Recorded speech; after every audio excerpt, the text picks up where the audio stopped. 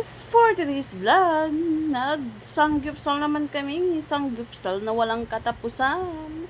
Kasama ang aking boss madam with family ni Madam Jan, mga pamangkin, at ang daddy ni Sir. So, nagsama-sama kami dyan na kumain sa sanggupsal na yan. Ang sanggupsal na yan ay may kasama ng sing-along o karaoke. Pwede kang kumanta, pwede kang magtula dyan. Walang ibang nakakarinig dyan, kundi kayo-kayo lang. Kasi ang yung kwarto na yan ay para lamang sa VIP customer. Yan guys, nilagay na sa lamisa ang aming pagkain na beef. Basta beef. So guys, nag-voice over lang naman ako kasi nga may mga music. Baka makapiright tayo. Sayang ang earnings. So, ang sarap yan guys, sobra.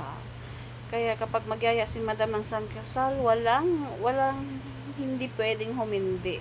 Kasi ang sarap. Pero yung presyo ng isang tao kapag kumain ka ng samgyupsal ay 899. O di ba? So kailangan dahan-dahan ang pagkain mo para malasap mo yung sarap ng 899 pesos mo dyan. So, 2 oras ang limited kain mo dyan. Unlimited pagkain, kung anong dapat mo orderin na meron sila. Sa loob lamang ng 2 oras. Pero may pasobra pa dyan sila. Syempre kasi marami kami. Yan. Pagkatapos namin kumain dyan ay nag-decide naman kami dyan na kumanta-kanta. Si Sir Jan ang naungunang kumanta. Nakikisabay lamang ako dyan. Pag merong alam ko yung kanta, nakikisabay ako dyan. Yeah guys, nag-start na kumanta-kanta.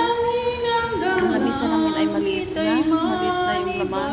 Kaya yun, kumanta na rin ako. Hindi nakatiis, diba? Kumanta na rin ako. Maya pa ay meron na naman, si Sir naman ang kumanta dyan. Yan. Yan ang pang-posisyon ni tatay. Busog na busog yan. Nakaupo na lang.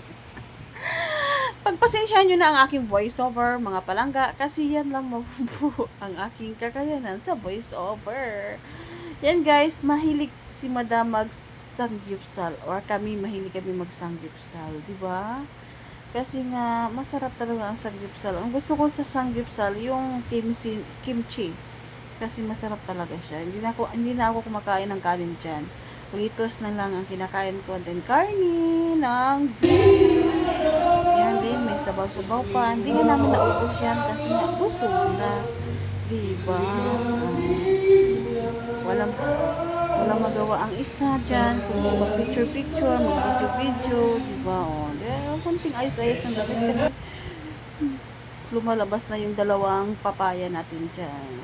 Sa piling mo lang nadarama. Yan, di ba?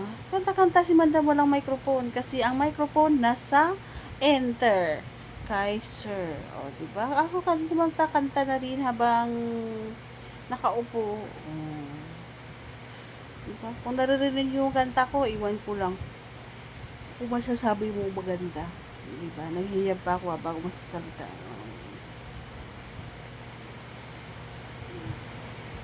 Di ba? Galing ko palang kumanta, no? Naririnig nyo? Siyempre hindi. Kasi voice over lang, di ba? Ay, nago! Ang haba pa ng voice over ko, mga palangga.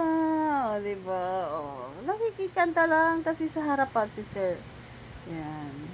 Ang tangi kong minamahal. Ay, ang hiling ay makapiling ka lagi. Ay, yan guys. Binilisan ko na yun. Fast forward na para madaling matapos. Kasi matagal na kami dyan eh. Busog na si tatay na mga problema na oh. Hindi na nakatis. Kumuha na ng microphone. Kaya kumanta na si Ining. Thank you for watching mga palangga. Salamat sa panonood. God bless us all.